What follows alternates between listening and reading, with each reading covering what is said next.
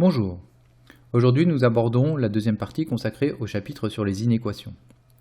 Dans cette partie, nous allons aborder la notion de tableau de signes et de résolution d'inéquations produits ainsi que d'inéquations quotients.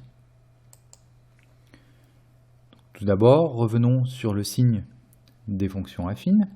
Donc si nous considérons une fonction affine f telle que f de x égale à x plus b, donc cette fonction affine sera strictement croissante si a, son coefficient directeur, est positif, et elle sera strictement décroissante si son coefficient directeur a est strictement négatif.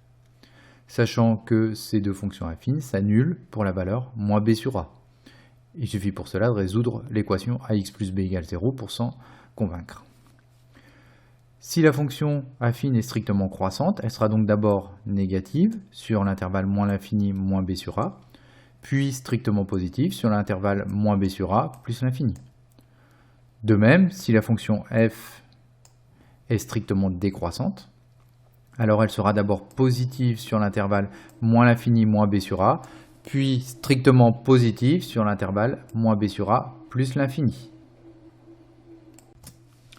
Voyons alors comment appliquer cette propriété à la résolution d'une inéquation produit. Donc, considérons l'inéquation 3x plus 2 facteur de 6 moins 3x strictement inférieur à 0 et essayons de résoudre cette inéquation dans R. Donc, nous cherchons toutes les valeurs de x pour lesquelles le produit 3x plus 2 facteur de 6 moins 3x est strictement négatif.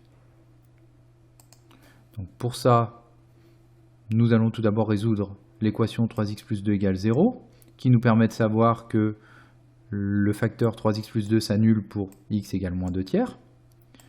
Puis, nous résolvons l'équation 6 moins 3x est égal à 0, qui nous permet de savoir que ce facteur, lui, s'annule pour x égale 2. Nous pouvons alors disposer ces deux facteurs dans un tableau que nous appellerons tableau de signes, dans lequel nous allons indiquer le signe de chacun de ces facteurs, puis du produit. Donc 3x plus 2, le coefficient directeur ici de cette fonction affine est positif, c'est 3. Elle est donc d'abord négative, puis positive, sachant qu'elle s'annule en moins 2 tiers, ce que nous avons vu juste avant. De même, le coefficient directeur de 6 moins 3x est strictement négatif, c'est moins 3. Elle est donc tout d'abord positive, puis ensuite négative, et elle s'annule pour 2. Donc dans le tableau, nous avons disposé les valeurs qui annulent chacun des facteurs dans l'ordre croissant. Tout d'abord moins 2 tiers, puis 2. Nous pouvons alors indiquer le signe du produit de ces deux facteurs, puisque un nombre négatif multiplié par un nombre positif, ça nous donne un nombre négatif. 0 multiplié par quelque chose nous donne 0. Deux nombres positifs multipliés ensemble nous donnent un nombre positif. De même ici, nous retrouvons la valeur qui annule le deuxième facteur, donc 0. Et un nombre positif multiplié par un nombre négatif nous donne un nombre négatif.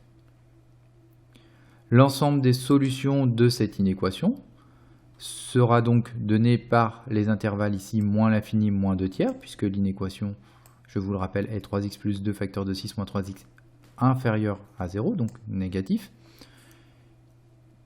Nous avons donc l'intervalle moins l'infini moins 2 tiers, comme je disais juste avant, ainsi que l'intervalle 2 plus l'infini qui répondent à la question. Donc l'ensemble des solutions de cette inéquation, c'est la réunion de ces deux intervalles.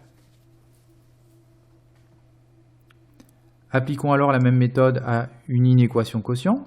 Donc considérons l'inéquation 6 moins 3x divisé par 3x plus 2. Au passage, vous remarquerez que le dividende et le diviseur de mon quotient ici, j'ai repris les mêmes expressions que les facteurs de mon inéquation produit tout à l'heure. Donc je veux résoudre ici l'inéquation 6 moins 3x sur 3x plus 2 supérieur ou égal à 0. La première chose ici à s'intéresser, c'est comme pour les équations quotients, ce sont les valeurs interdites. Donc ici nous en avons une qui est moins 2 tiers, qui est la valeur qui annule le dividende de cette équation. Le diviseur, pardon, de cette équation. On obtient alors le tableau de signes suivant. Ici, x parcourt moins l'infini plus l'infini. Moins 2 tiers, c'est la valeur qui va annuler 3x plus 2. 2, c'est la valeur qui annule 6 moins 3x. Donc dans le bilan ici des signes de notre quotient, nous avons une double barre pour moins 2 tiers, c'est une valeur interdite. 2 par contre, c'est une valeur pour laquelle le numérateur est égal à 0. Donc c'est une valeur qui annule le quotient. Et ce quotient sera positif entre moins 2 tiers et 2. L'ensemble des solutions de cette inéquation est donc l'intervalle moins 2 tiers 2, ouvert en moins 2 tiers puisque ici moins 2 tiers est une valeur interdite, et fermé en 2 puisque l'inégalité est large, c'est-à-dire que nous résolvons l'inéquation supérieure ou égale à 0. Donc 2 est une valeur qui est une solution de l'inéquation.